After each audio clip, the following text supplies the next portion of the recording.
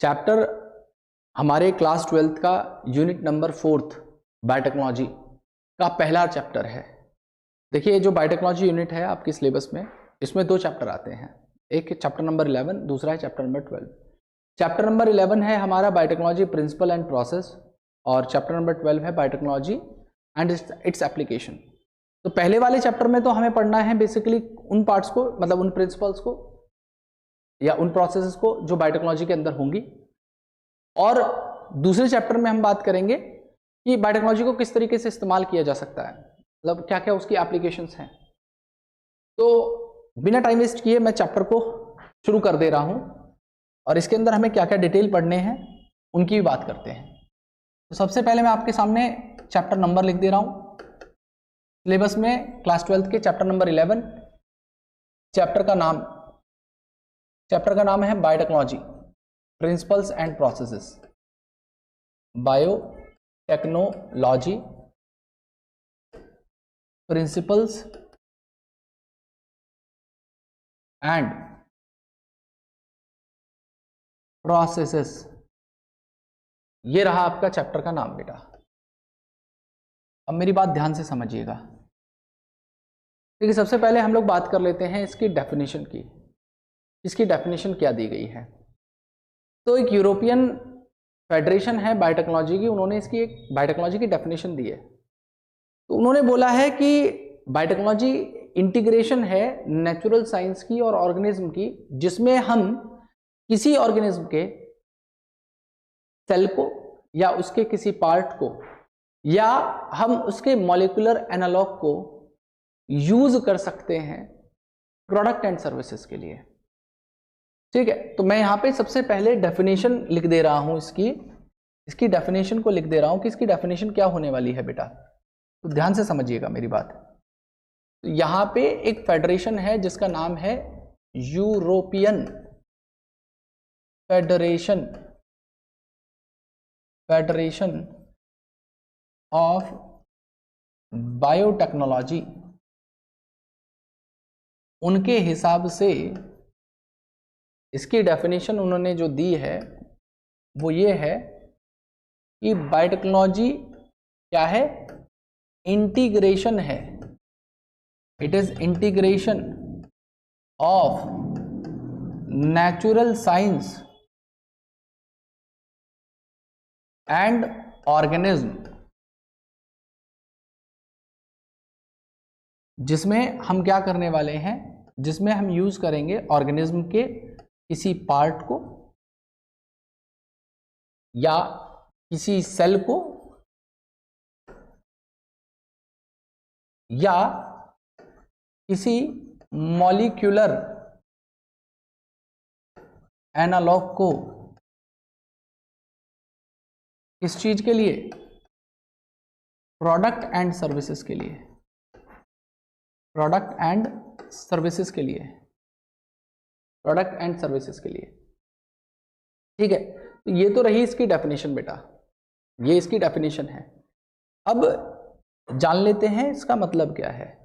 देखिए बहुत सीधा सा आसान सा मतलब है कि कोई एक ऑर्गेनिज्म था, उस ऑर्गेनिज्म के अंदर कोई खूबी आपको लगी भैया, उसके पास में कोई ऐसा कैरेक्टर लगा या वो कोई ऐसी चीज सिंथेसाइज कर रहा था जिस चीज को आप किसी दूसरे ऑर्गेनिज्म में देखना चाहते हो।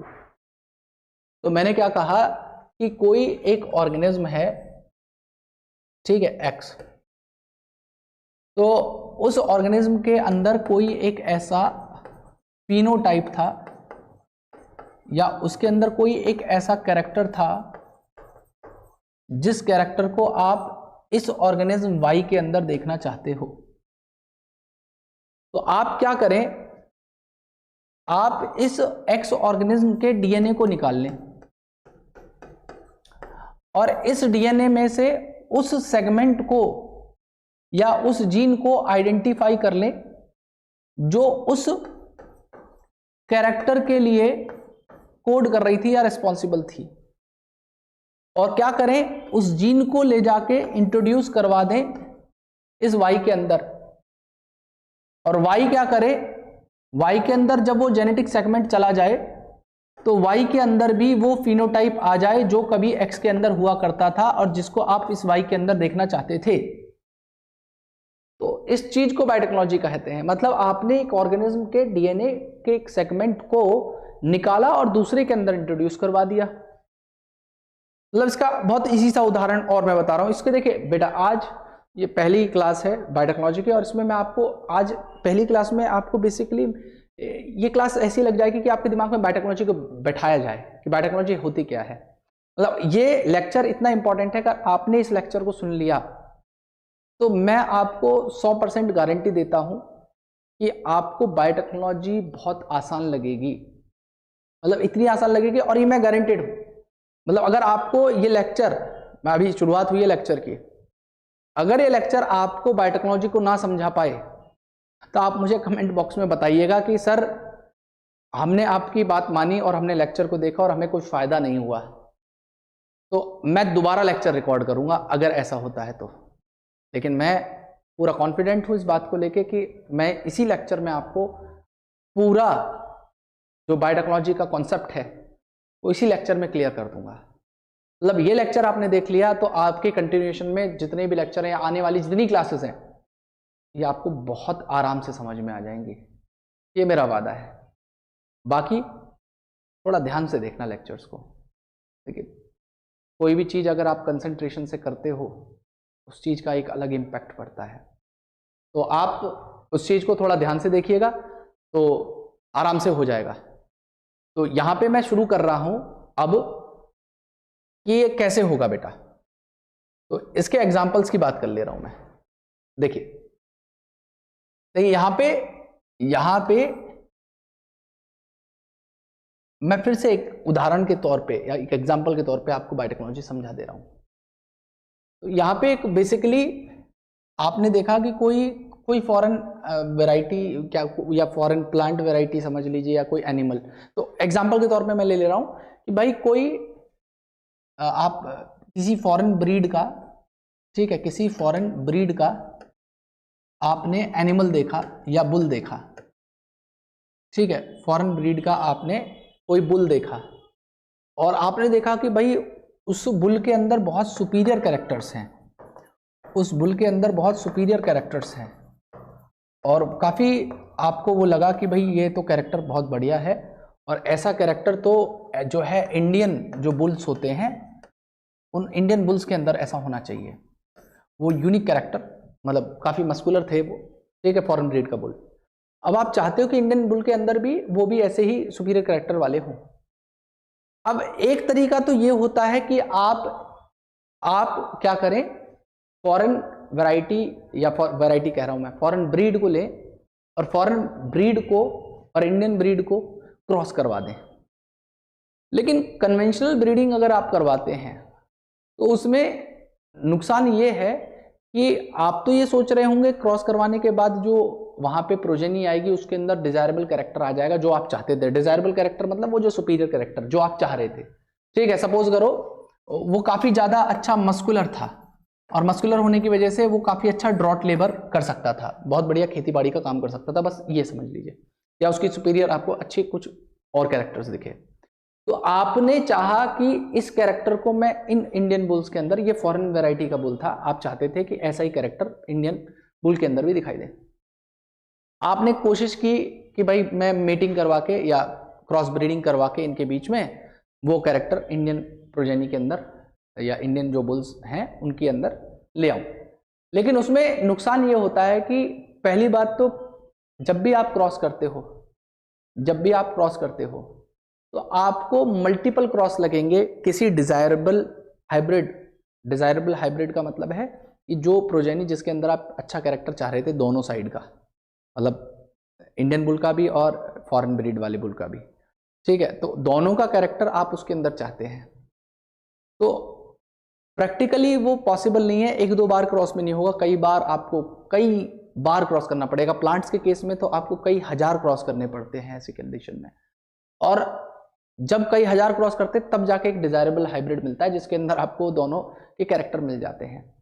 जैसे सुपीरियर जीन इनहेरिट हो सकती है, ऐसे रिसेसिव जीन भी तो इनहेरिट हो सकती है। हो सकता है आप अच्छा करना चाह रहे हो और वहां पे कुछ गलत हो जाए, तो उसका रास्ता यही है, उसमें बायोटेक्नोलॉजी इस तरीके से इस्तेमाल आएगी कि आप कुछ मत करें, आप सबसे पहले इस फॉरेन ब्रीड के बुल के डीएनए को आप निकाल लें और उस डीएनए के ऊपर आप स्टडी करें और उसमें से उस जीन सेगमेंट को या उस डीएनए के सेगमेंट को आइडेंटिफाई करें जो बेसिकली कोड कर रहा था उस कैरेक्टर के लिए, उस पर्टिकुलर यूनिक कैरेक्टर के लिए, और आप इस जीन को ले जाएं और किसी इंडियन बुल की वैरायटी के अंदर उस जीन को इंट्रोड्यूस करा दें।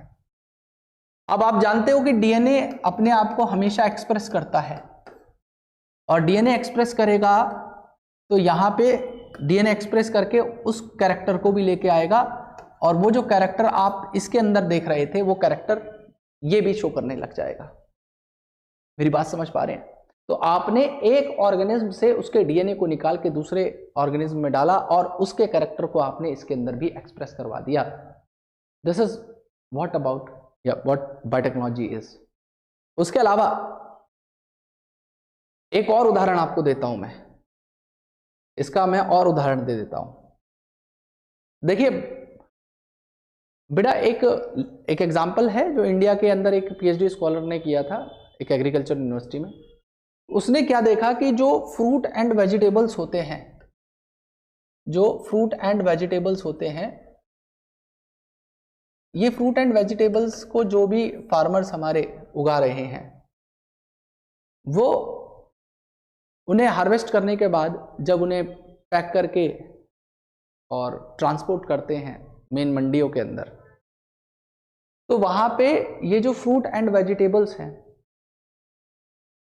उनकी राइपनिंग होने की वजह से उनकी सेल्फ लाइफ कम हो जाती है और जल्दी खराब होने शुरू हो जाते हैं, जिनकी वजह से उनकी जो मार्केट कॉस्ट है वो कम हो जाती है या वहां पहुंचने से पहले ही वो खराब हो जाते हैं, जिसकी वजह से फार्मर्स को बहुत लॉस होता है। तो उस स्टूडेंट ने सोचा कि भाई ऐसा अल्टरनेटिव कैसे निकाला जाए कि भाई उस फ्रूट या वेजिटेबल की सेल्फ लाइफ को बढ़ा दिया जाए,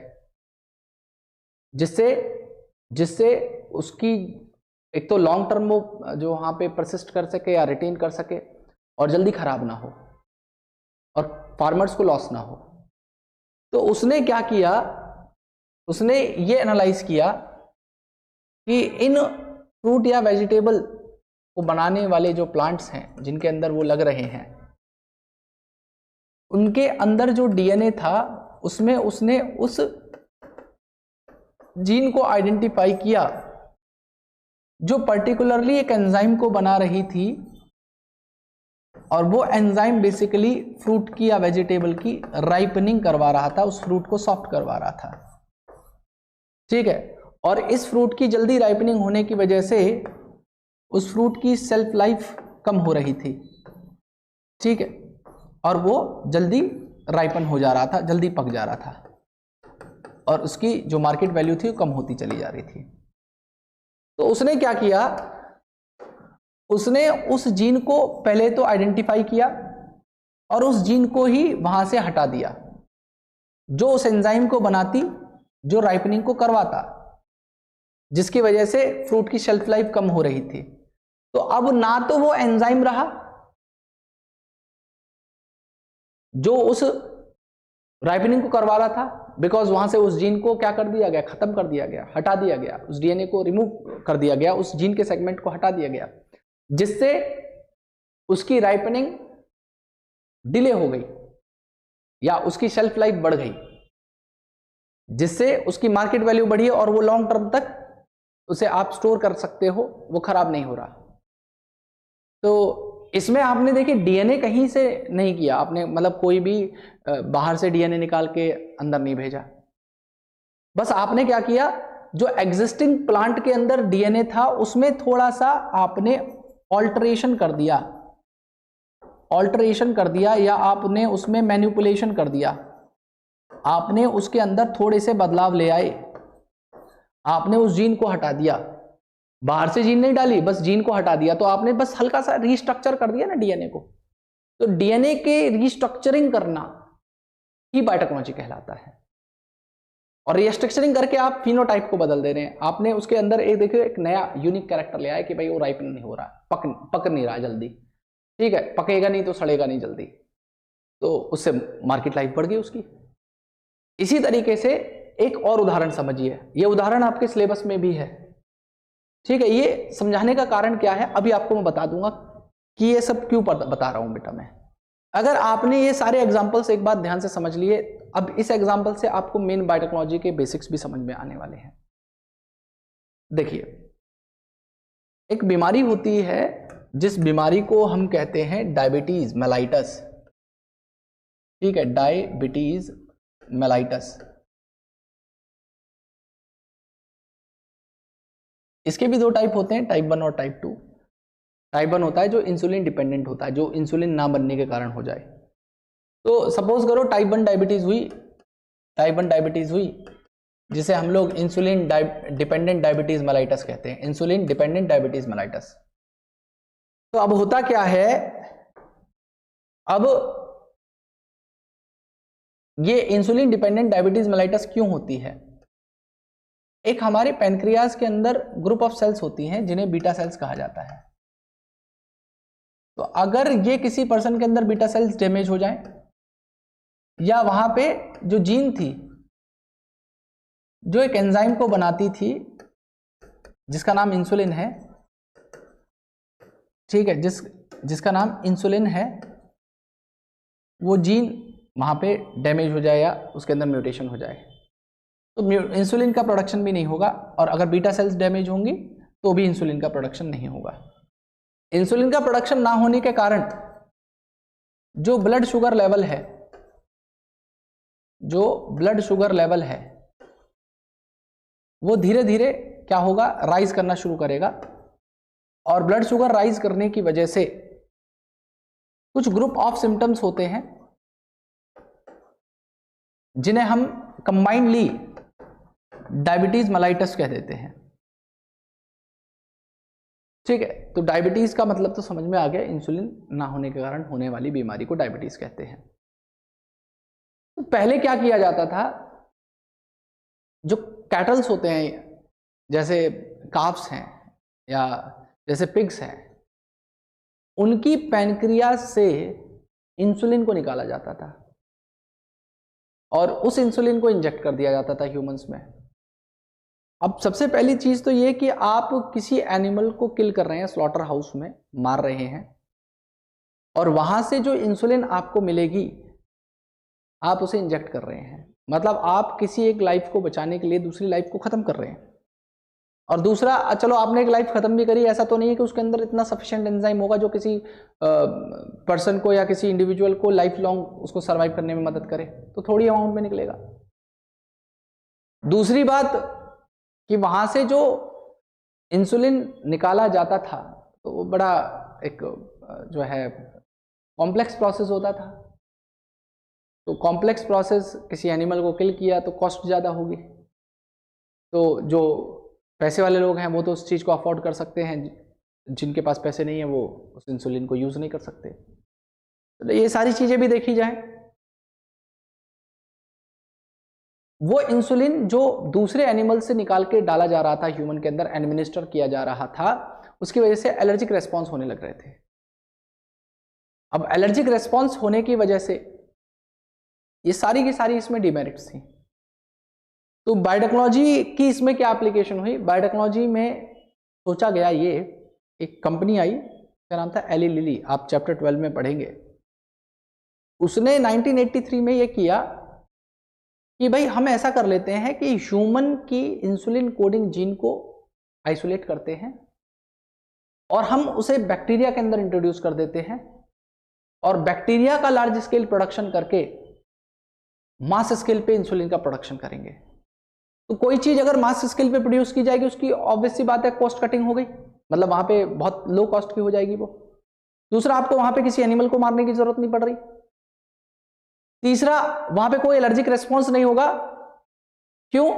क्योंकि वो जो जीन है जिसको बैक्टीरिया में डाला था वो ह्यूमन ओरिजिन की थी, तो जो प्रोटीन बन रही है वो भी ह्यूमन की है, मतलब वहां पे जो इंसुलिन बन रहा है वो भी ह्यूमन का ही डिराइव्ड है। तो इससे आपने लार्ज स्केल प्रोडक्शन कर लिया, बैक्टीरिया का इस्तेमाल किया और लार्ज स्केल इंसुलिन का प्रोडक्शन करवा दिया। बिना किसी एनिमल को किल किए, कि बिना किसी एलर्जिक रेस्पॉन्स के, लो कॉस्ट पे। तो ये बायोटेक्नोलॉजी का एप्लीकेशन है, ठीक है। तो अब यहां पे मैं आपको कुछ बेसिक कॉन्सेप्ट बताने वाला हूं कि फॉरेन जीन ऑफ इंटरेस्ट क्या होती है, एलियन डीएनए क्या होता है, फॉरेन डीएनए क्या होता है, ठीक है, आप कैसे उसे कट कर सकते हैं, रेस्ट्रिक्शन एंजाइम्स क्या होते हैं, फिर डीएनए लाइगेज क्या होते हैं, प्लाज्मिड क्या होते हैं, वेक्टर क्या होते हैं, क्लोनिंग वेक्टर क्या होंगे, होस्ट क्या होता है, ये सारी चीजें आपको जानने की जरूरत है। ये टर्मिनोलॉजीज हैं जो आपने एक बार समझ ली तो आप ये मानिए कि आपको ये चैप्टर बहुत आसान हो जाएगा। तो यहां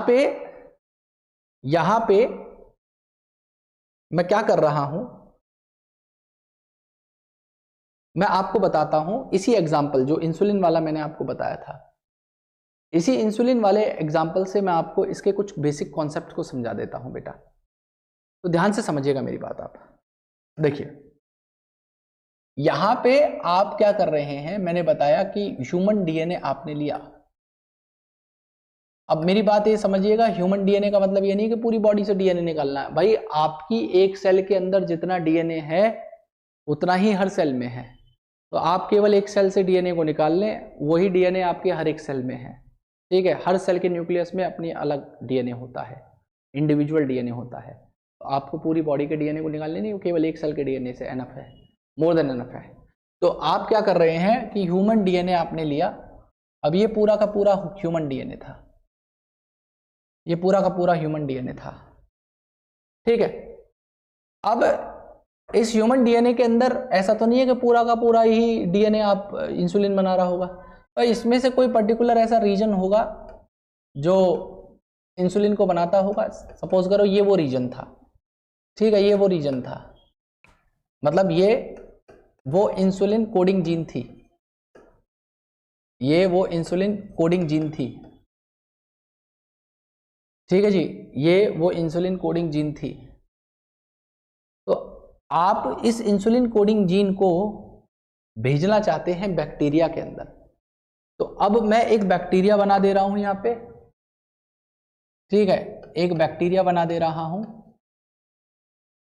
बैक्टीरिया का नाम है ई कोलाई, इस्चीरिचिया कोलाई, ठीक है, ये है एक बैक्टीरिया। अब इस बैक्टीरिया के अंदर आप इस इंसुलिन कोडिंग जीन को भेजना चाहते हैं। अब आप इस जीन को डायरेक्ट भी भेज सकते हैं, लेकिन भेजेंगे नहीं, कारण अभी बता दूंगा क्यों। आप एक एंजाइम यूज करने वाले हैं, उन एंजाइम का नाम होता है रेस्ट्रिक्शन एंजाइम। क्या नाम है? Restriction enzyme. तो आप यहां पे रेस्ट्रिक्शन एंजाइम को यूज करेंगे क्या करने के लिए, कि जो आपके पास में डिजायर्ड डीएनए है, उस डिजायर्ड डीएनए में से आप जीन ऑफ इंटरेस्ट, इसको जी, आप जीन ऑफ इंटरेस्ट को अलग करना चाहते हैं। और यही जीन ऑफ इंटरेस्ट जो आप ले रहे हैं, इसी को आप फॉरेन डीएनए भी कह सकते हैं। इसी को आप क्या कह सकते हैं? इसी को फॉरेन डीएनए भी कह सकते हैं। आप इसी को एलियन डीएनए भी कह सकते हैं। अब इसे नाम एलियन फॉरेन क्यों कहा जा रहा है? देखिए, ये जीन ऑफ इंटरेस्ट ये ह्यूमन की जीन थी ना, तो बैक्टीरिया के अंदर डाल रहे हैं, तो बैक्टीरिया के लिए तो बाहर की जीन है ना भाई, मतलब इसके लिए तो फॉरेन ही है ये, तो इसलिए फॉरेन डीएनए, या मैं इसे कह रहा हूँ एलियन डीएनए। एलियन डीएनए मतलब एक ह्यूमन, इसके लिए बैक्टीरिया के लिए एक एलियन स्पीशीज ही तो है, इसका कोई आपस में कोई रिलेशन है? एक प्रोकैरियोट, एक हाईएस्ट बिल्कुल कॉम्प्लेक्स यूकैरियोट्स, तो दोनों में कोई मतलब नहीं है। एलियन का मतलब ये नहीं कि किसी दूसरे ग्रह से पकड़ के लाए प्राणी, उसका डीएनए निकाल लिया, नहीं। अरे एक बैक्टीरिया के लिए ह्यूमन को एलियन कंसिडर किया गया है, तो इसके डीएनए को निकाला और इसके अंदर भेजा, तो इसलिए एलियन डीएनए कहा गया इस जीन ऑफ इंटरेस्ट को, जो इंसुलिन कोडिंग जीन थी, या आप इसको फॉरेन डीएनए कह दीजिए। अब आपने क्या किया, आपने एक रेस्ट्रिक्शन एंजाइम होते हैं, उन रेस्ट्रिक्शन एंजाइम जिन्हें हम लोग मॉलिक्यूलर सीजर्स भी कहते हैं, इन मॉलिक्यूलर सीजर्स की मदद से आपने इस डीएनए को, जो जीन ऑफ इंटरेस्ट था या इंसुलिन कोडिंग जीन थी, आपने इसे कट कर दिया। और कट करने के बाद में इन रेस्ट्रिक्शन एंजाइम से इस डीएनए को आप इस बैक्टीरिया के अंदर भेजना चाह रहे हैं, लेकिन आप डायरेक्ट भेजेंगे नहीं। भेजेंगे कैसे? आप पहले इस ई कोलाई के मेन क्रोमोसोम के अलावा कुछ सर्कुलर क्रोमोसोम्स होते हैं, उन सर्कुलर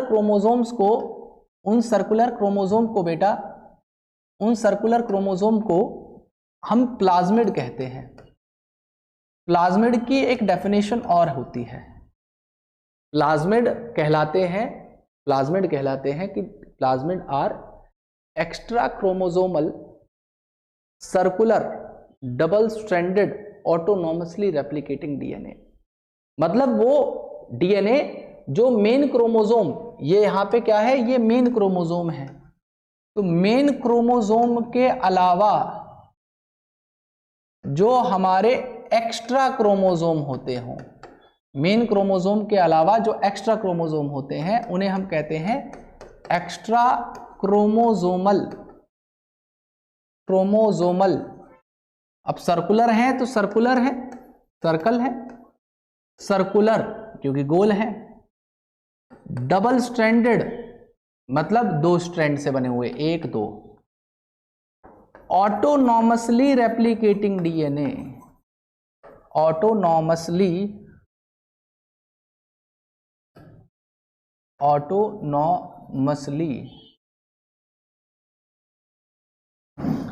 रेप्लिकेटिंग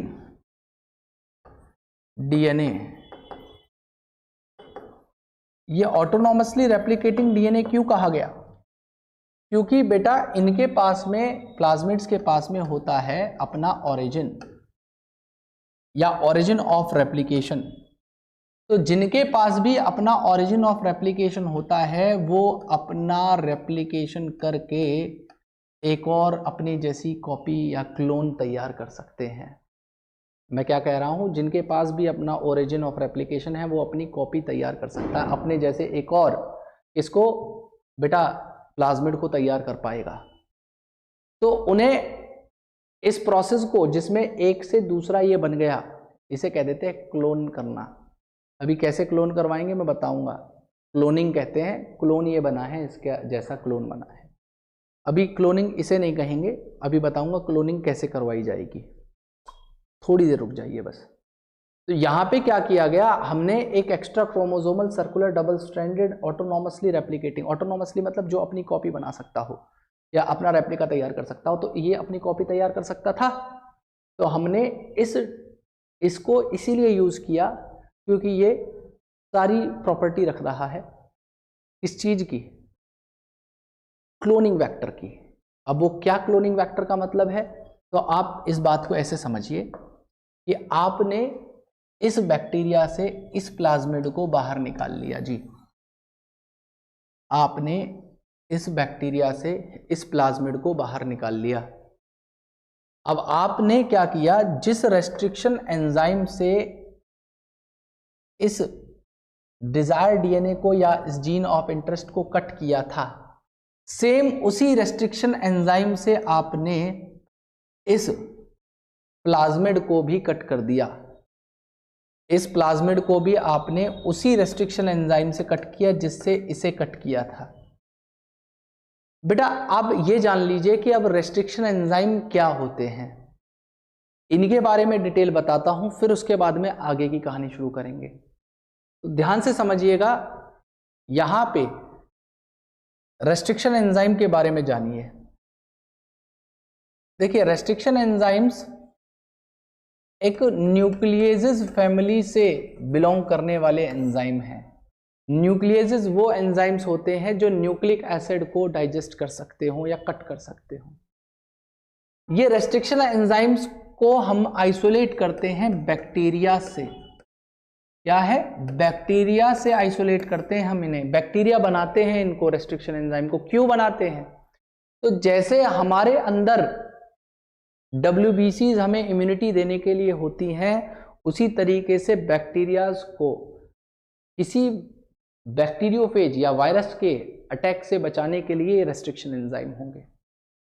ध्यान से समझिएगा कैसे, मतलब यहां पे एक बैक्टीरिया था, अब इस बैक्टीरिया को एक बैक्टीरियोफेज ने, जनरली फेज कहते हैं इन्हें, लेकिन जो बैक्टीरिया को अपना टारगेट बनाता है या होस्ट बनाता है उन्हें हम कह देते हैं बैक्टीरियोफेज। इन्हें हिंदी में कहा जाता है जीवाणु भोजी। मतलब बैक्टीरिया जीवाणु है और जीवाणुओं को जो खा सकता हो वो बैक्टीरियोफेज है, आता नहीं है हालांकि।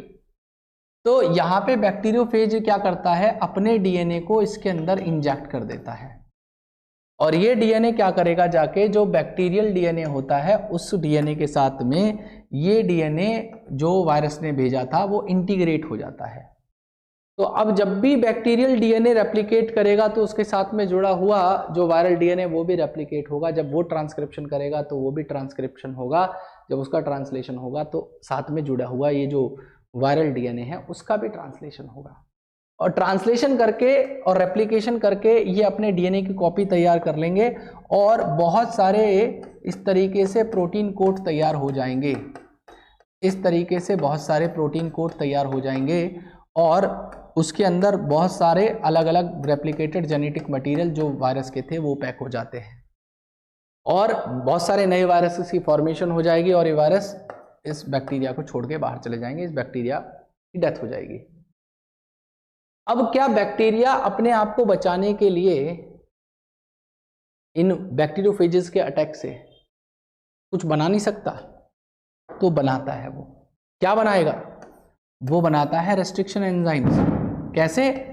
यहां पे ये एक बैक्टीरियोफेज फिर से है, इसने फिर से डीएनए को इंजेक्ट कर दिया, लेकिन यहां पे रेस्ट्रिक्शन एंजाइम्स बैठे हुए थे तैयार, जो बैक्टीरिया ने सिंथेसाइज किए कि भाई तुम इंजेक्ट करो डीएनए, लो हम इसे फ्रेगमेंट कर देंगे और इसके छोटे छोटे फ्रेगमेंट कर दिए, कर लो रेप्लिकेट, बना लो अपनी कॉपी। तो ये कुछ नहीं कर पाएंगे।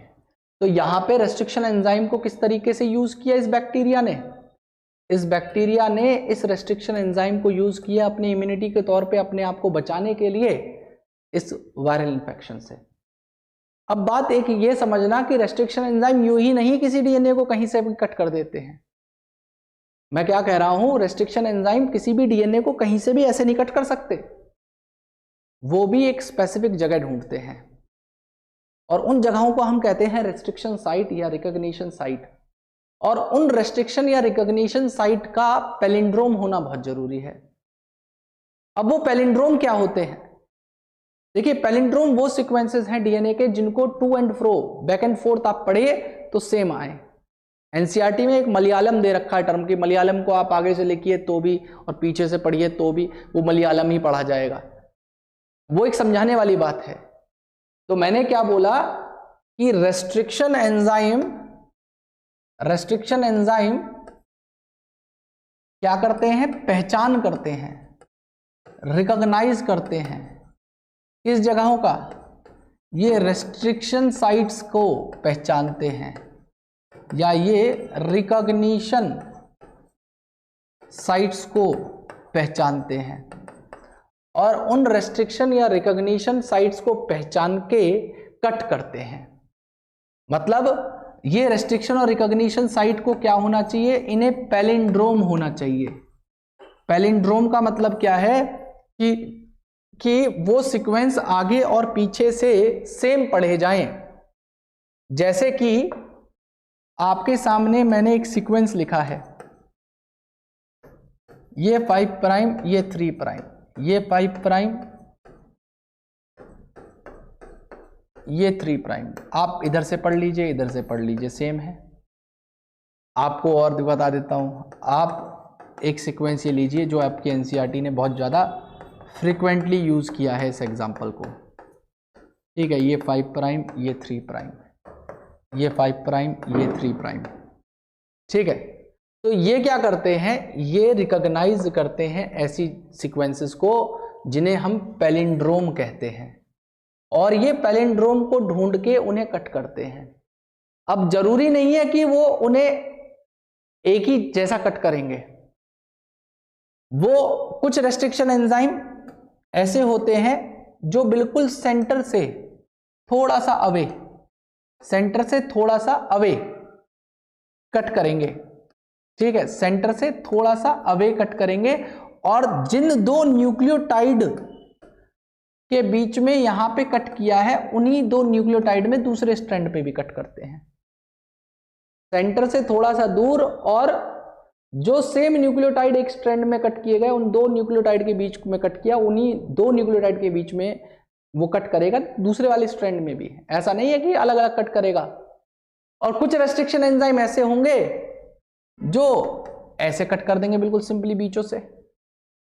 तो हर एक रेस्ट्रिक्शन एंजाइम का अपना एक यूज है, और अब तक 900 अलग अलग रेस्ट्रिक्शन एंजाइम, और हर एक रेस्ट्रिक्शन एंजाइम की पर्टिकुलर अपनी ऐसे रिकॉग्निशन सीक्वेंसेस या रिकॉग्निशन साइट या रेस्ट्रिक्शन साइट्स हैं। सबके अपने अपने अलग एक्शंस हैं, सबके अपने अपने स्पेसिफिक साइट्स हैं।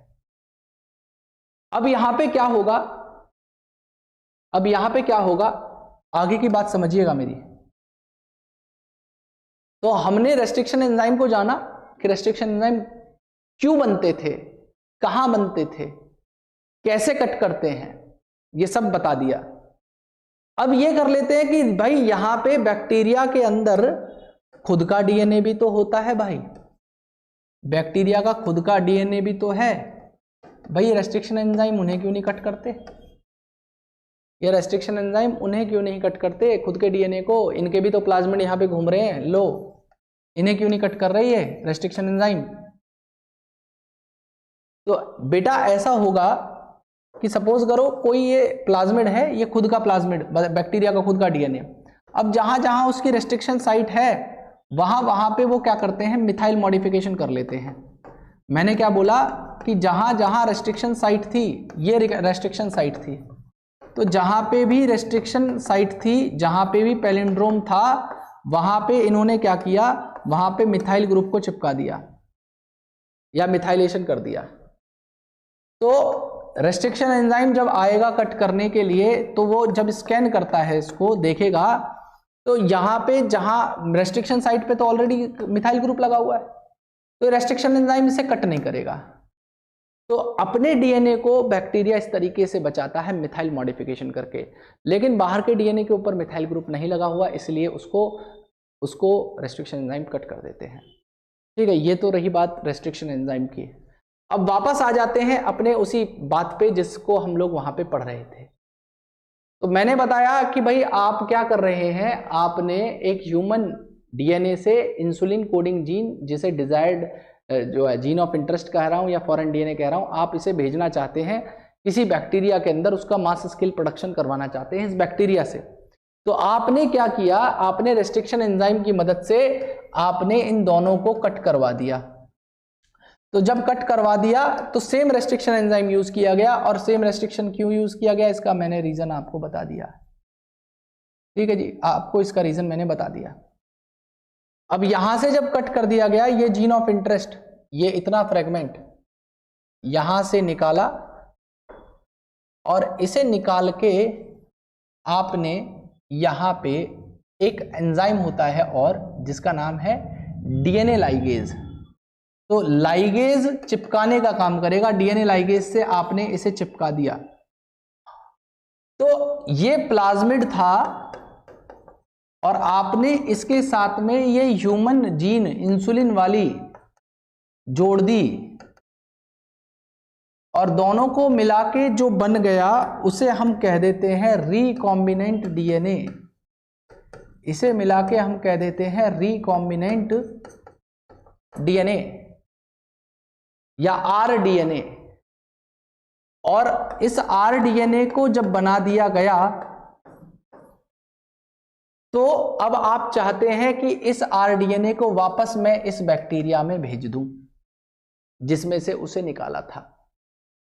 तो जिसके अंदर आपने इस आरडीएनए को भेजा वो कहलाएगा होस्ट। तो ये बैक्टीरिया क्या कहलाएगा, होस्ट। तो यहां पे सबसे पहला काम आपने क्या किया, आपने आइडेंटिफाई किया उस डीएनए को जो उस जीन ऑफ इंटरेस्ट को कैरी करके चल रहा था।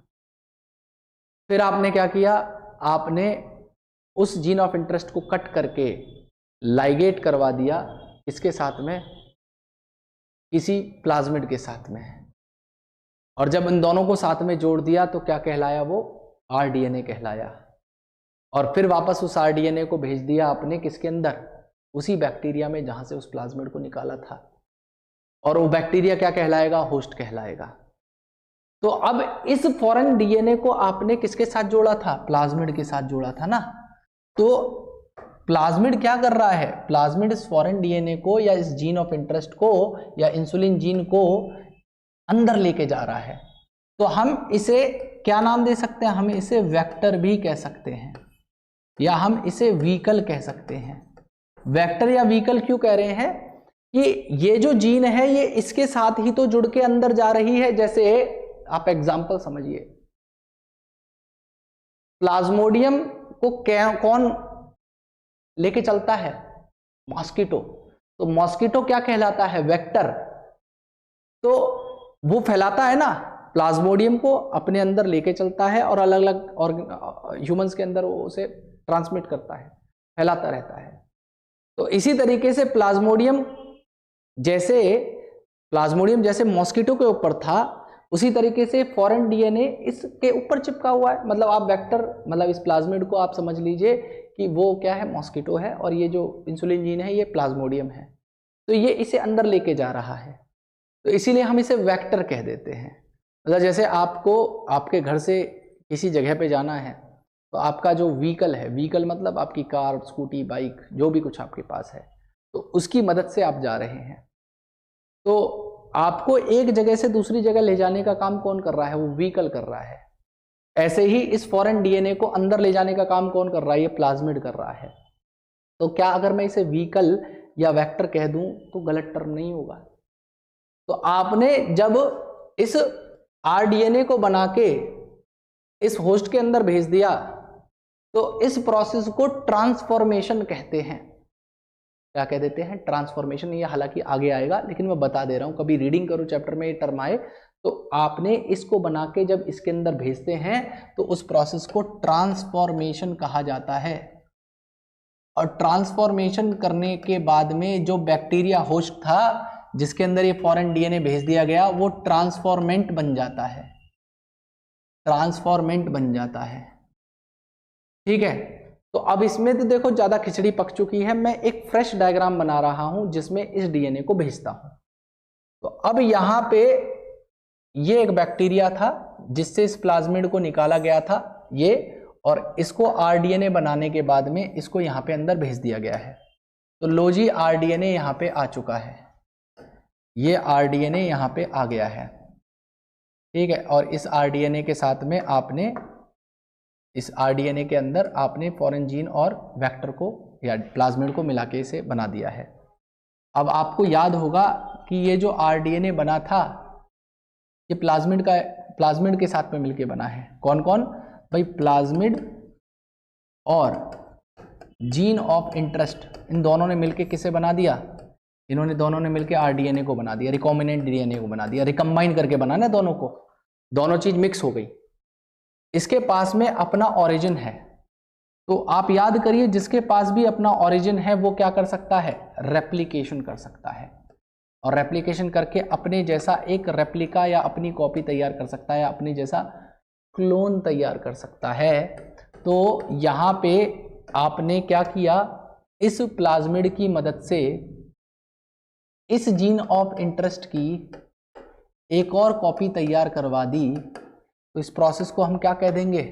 हम इस प्रोसेस को कह देंगे कि जी ये हो गई क्लोनिंग, और ये जो बना है इसका ये बन गया क्लोन, और इसको करवाया है इस प्लाज्मिड ने। तो प्लाज्मिड क्या था? वेक्टर। तो इसे मैं क्लोनिंग वेक्टर कह दूं तो गलत थोड़ी है। मतलब वो वेक्टर जो क्लोनिंग भी करवा सकता हो वो क्लोनिंग वेक्टर कहलाएगा।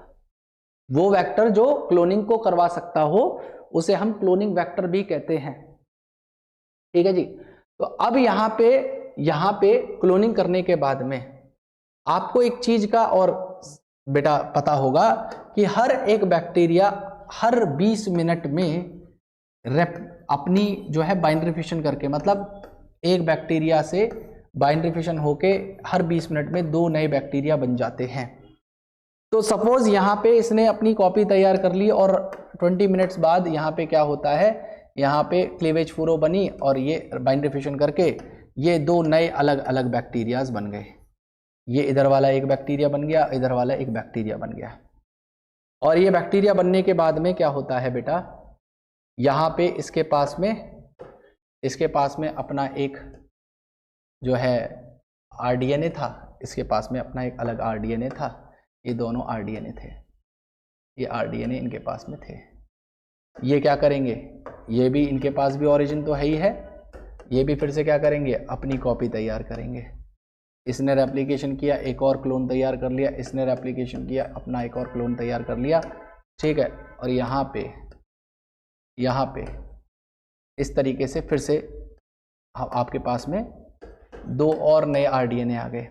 फिर 20 मिनट्स हुए, यहाँ पे फिर बाइनरी फिशन हुआ, ठीक है। और बाइनरी फिशन होने के बाद में, ठीक है, बाइनरी फिशन होने के बाद में क्या होता है, ध्यान से समझिएगा मेरी बात। बाइनरी फिशन होने के बाद में इधर वाला एक बैक्टीरिया बन गया, इधर वाला एक बैक्टीरिया बन गया, फिर ये बैक्टीरिया बन गया, यहाँ पे एक और बैक्टीरिया बन गया। इन सब के पास में अपने अपने आरडीएनए हैं, इन सब के पास में अपने अपने आरडीएनए हैं। अब इसी तरीके से बैक्टीरिया फिर से अपनी कॉपी बनाएंगे, फिर रेप्लिकेट करेंगे, ठीक है, फिर बाइनरी फिशन करेंगे। तो आपने शुरुआत में कितना आरडीएनए बनाया था भाई, शुरुआत में आपने कितने आरडीएनए बनाए थे, आपने एक आरडीएनए बनाया था। अब आपके पास में कितने आरडीएनए हो गए, 4 हो गए। कितनी देर में हो गए भाई, पहले 20 मिनट में 2 बने होंगे, अगले 20 मिनट में 4 हो गए, अगले 20 मिनट में मतलब पूरे 60 मिनट होने में, 1 घंटे होने में ये 8 हो जाएंगे।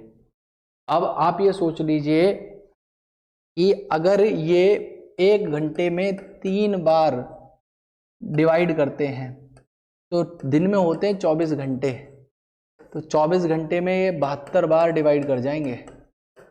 और आप समझ लीजिए 2 की पावर 72 कितनी कॉपीज बन सकती हैं, या कितने नए बैक्टीरियाज बन सकते हैं आरडीएनए कंटेनिंग, तो आपको अंदाजा लग जाएगा। अब इतने सारे बैक्टीरिया जो बिलियंस में होंगे, जिनका नंबर बिलियंस में होगा, वो लार्ज स्केल प्रोडक्शन करेंगे, और लार्ज स्केल प्रोडक्शन करके आपको इंसुलिन बना के दे देंगे। तो सबसे पहला स्टेप हमने पढ़ा क्या, कि हम आइडेंटिफाई करेंगे उस डीएनए को जिसमें वो जीन ऑफ इंटरेस्ट है। दूसरा हम क्या करेंगे, उस डीएनए को, जीन ऑफ इंटरेस्ट को हम क्या करेंगे, होस्ट के अंदर भेजेंगे। कैसे, पहले आरडीएनए बनाएंगे, और आरडीएनए को बनाने के बाद में हम उसको होस्ट के अंदर भेज देंगे। होस्ट के अंदर भेजने के बाद में हम क्या करेंगे, उस होस्ट के अंदर उस आरडीएनए को मेंटेन करेंगे, ताकि वो होस्ट उस आरडीएनए को अपनी प्रोजेनीज में, ये सब प्रोजेनी थी और नीचे भी प्रोजेनी आएंगी, प्रोजेनीज में उस आरडीएनए को भेज सके, और आप उस प्रोजेनीज से उस प्रोडक्ट की फॉर्मेशन करवा लें। ये बेसिकली प्रोसेस था। अब ध्यान से अगली बात समझिएगा, ये आरडीएनए टेक्नोलॉजी की शुरुआत कब हुई है, तो इसकी शुरुआत होती है 1972 में। 2 साइंटिस्ट थे, एक थे स्टैनले कोहन और दूसरे थे हर्बर्ट बोयर। इन दोनों लोगों ने पहली बार एक बैक्टीरिया था जिसका नाम था सैल्मोनेला टाइफी या सैल्मोनेला टाइफीम्यूरियम, उस बैक्टीरिया से इन्होंने पहली बार उसके प्लाज्मिड को बाहर निकाल के उसमें से एक एंटीबायोटिक रेजिस्टेंस जीन को आइसोलेट कर लिया था। ये सबसे पहला काम किया गया था बेटा, आरडीएनए टेक्नोलॉजी में सबसे पहला काम ये किया गया था, एक सैल्मोनेला टाइफी बैक्टीरिया के प्लाज्मिड से किसको निकाला गया था, उसकी एंटीबायोटिक रेजिस्टेंस जीन को पहली बार निकाला गया था बाहर। ये फर्स्ट काम किया गया था, और किसने किया था, हर्बर्ट बोयर और स्टैनले कोहन ने। साल कौन सा था, 1972। आपको इस बात को याद रखना होगा। तो यहां पे मैं अगली बात यही लिख दे रहा हूं कि हिस्ट्री की अगर बात करी जाए, ठीक है, हिस्ट्री की बात करी जाए,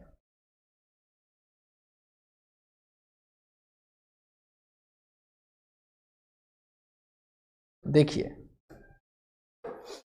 अगर हिस्ट्री की बात करी जाए तो हिस्ट्री में 2 लोग के नाम हैं, हर्बर्ट बोयर और स्टैनले कोहन। साल था 1972।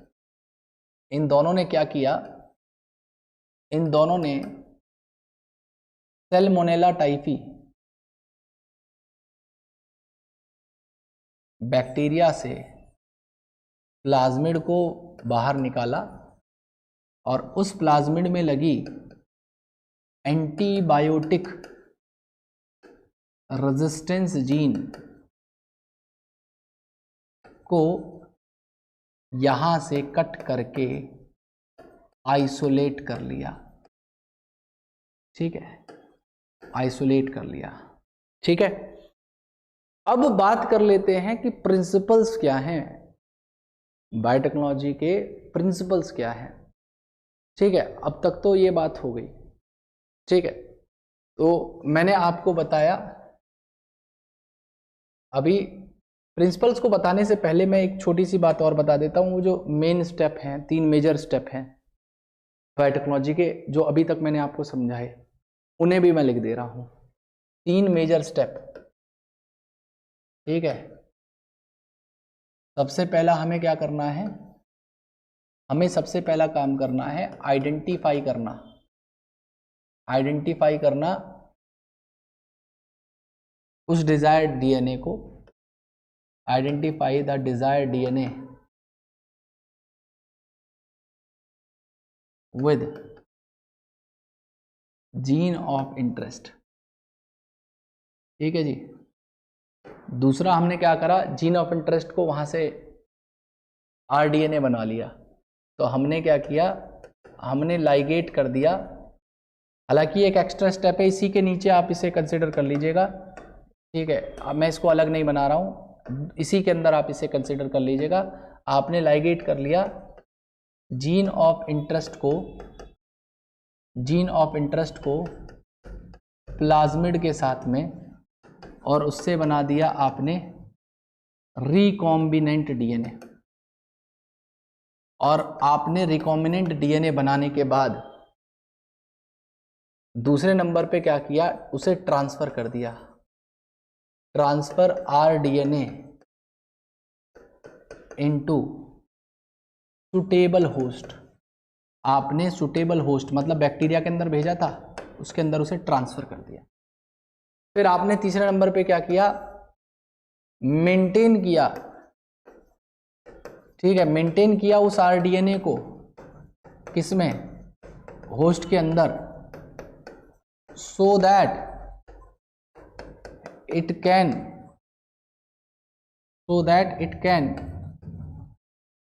transfer RDNA to its progeny। आपने उसको मेंटेन किया होस्ट के अंदर, ताकि वो अपनी प्रोजेनी में, जो जैसे बाइनरी फ्यूजन करके अपनी प्रोजेनी बना रहे थे ना, उसमें वो डीएनए ट्रांसफर होता चला जाए। तो इस तरीके से ये बेटा स्टेप्स हैं हमारे आरडीएनए टेक्नोलॉजी के, ये मेन स्टेप्स होते हैं, 3 मेजर स्टेप्स हैं। अब बात कर लेते हैं प्रिंसिपल्स की, कि बायोटेक्नोलॉजी के प्रिंसिपल्स कौन कौन से हैं जो आपको पढ़ने होंगे। देखिए, आई होप आपको जो है ये लेक्चर अच्छा समझ में आ रहा हो। हालांकि मैं थोड़ा सा कोल्ड जैसी स्थिति है, तो हल्का हेडेक और डिजीनेस है मेरे को, तो काफ़ी हल्का सी इरिटेट टाइप का भी हो रहा हूँ मैं। लेकिन मैं पूरी कोशिश कर रहा हूँ अपनी तरफ से कि आपको मेरी बात बहुत एफिशिएंटली समझ में आए। ठीक है, तो अब मैं बात कर ले रहा हूँ प्रिंसिपल्स की बेटा, प्रिंसिपल्स ऑफ बायोटेक्नोलॉजी की। तो हमें 2 मेन प्रिंसिपल्स की बात करनी है, हमें 2 मेन प्रिंसिपल्स की बात करनी है। सबसे पहला प्रिंसिपल जो हमें बात करनी है वो है बेटा जेनेटिक इंजीनियरिंग। पहला प्रिंसिपल है जेनेटिक इंजीनियरिंग, और दूसरा जो प्रिंसिपल है उसे कहते हैं हम bio process engineering. Bio process engineering, bio process engineering. देखिए, जो जेनेटिक इंजीनियरिंग होती है, जेनेटिक इंजीनियरिंग का मतलब क्या है, इस बात को समझिएगा। देखिए, जेनेटिक इंजीनियरिंग का मतलब है कि आप केमिकली ऑल्टर कर दें किसी के जेनेटिक मटेरियल को, डीएनए और आरएनए के, किसी भी ऑर्गेनिज्म के आप डीएनए आरएनए जेनेटिक मटेरियल को क्या कर रहे हैं, केमिकली ऑल्टर कर दें। ऑल्टर का मतलब बदल देना। किस लिए बदल रहे हैं आप उसके डीएनए का? टू चेंज इट्स फिनोटाइप, उसके फिनोटाइप को बदलने के लिए। तो उसी चीज को जेनेटिक इंजीनियरिंग कहा जाता है। मैं यहाँ पे लिख दे रहा हूँ कि जेनेटिक इंजीनियरिंग का मतलब क्या है कि when you chemically alter genetic material means DNA और RNA of an organism to change its phenotype. आप इसके फिजिकल कैरेक्टर को बदलने के लिए उसके डीएनए को बदल दें, या आप क्या कर दें, उसके जेनेटिक मटेरियल, उसके डीएनए या आरएनए की रीस्ट्रक्चरिंग कर दें। आप उसकी क्या कर दें? रीस्ट्रक्चरिंग।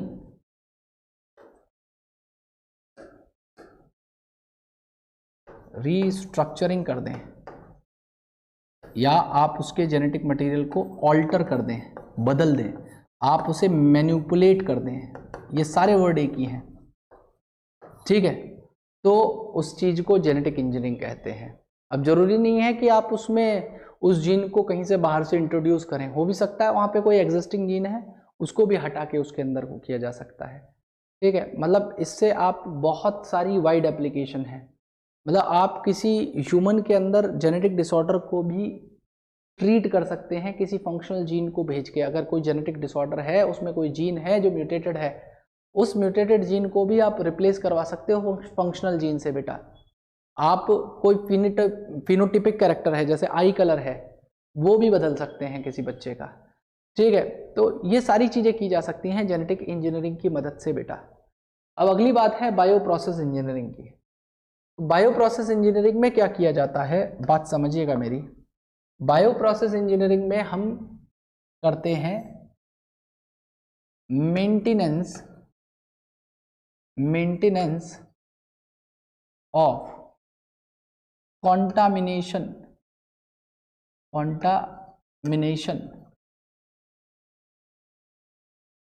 फ्री या माइक्रोबियल फ्री सराउंडिंग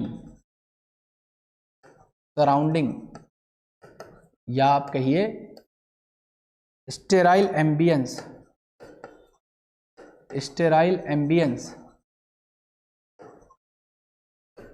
ताकि वहां पे ग्रोथ हो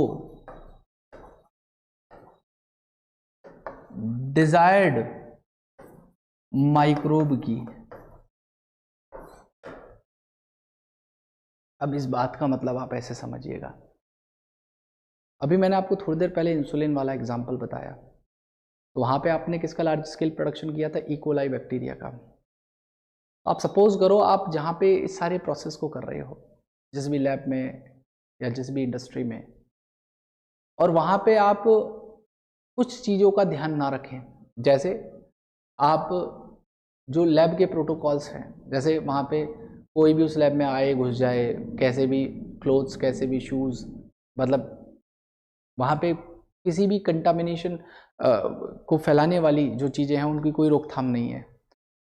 मतलब वहाँ पे लैब के अंदर सारी अनवांटेड एक्टिविटीज़ होने लग जाएं, या आपने बिल्कुल भी ध्यान नहीं दिया साफ़ सफाई का, या फिर थोड़ी सी भी आपसे चूक होती है, तो ऐसी कंडीशन में जिस बैक्टीरिया को आप लार्ज स्केल पे ग्रो करना चाहते थे, या जिस बैक्टीरिया का आप लार्ज स्केल प्रोडक्शन करना चाह रहे थे, वो बैक्टीरिया ना ग्रो करके कोई अनडिजायर्ड बैक्टीरिया वहाँ पे ग्रो कर जाएगा।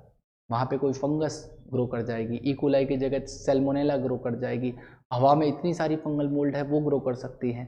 तो आपको वहाँ पे क्या क्या चीज़ों का ध्यान रखना है? सबसे पहली बात तो उस लैब में रेस्ट्रिक्टेड एंट्री हो, जो लोग उस लैब में काम करते हैं वही लोग वहाँ पे एंटर करें, और वो भी अपने जो बाहर के क्लोथ्स हैं उन्हें बाहर छोड़े, ठीक है, और अंदर के लैब के अलग जो है वो जो है वहाँ पे जो है क्लोथ्स को पहने।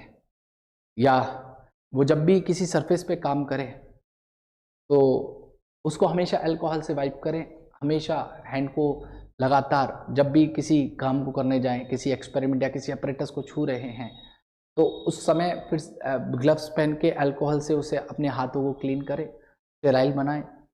आप किसी बॉटल को यूज़ करना चाहते हैं तो आप उसे पहले एक मशीन होती है ऑटोक्लेव, उसमें स्टेरलाइज करें। आप किसी प्रेस ट्यूब को ओपन कर रहे हैं तो उसको हीट स्टेरलाइजेशन दें, ठीक है। और वहाँ पे जो एयर आए वो भी बहुत फाइन पार्टिकल से आए ताकि वहाँ पे कोई वायरस की भी एंट्री ना हो सके। तो बेटा उन लैब्स की स्पेशलाइज्ड लैब होती हैं वो, उनके अंदर जो एयर भी आती है वो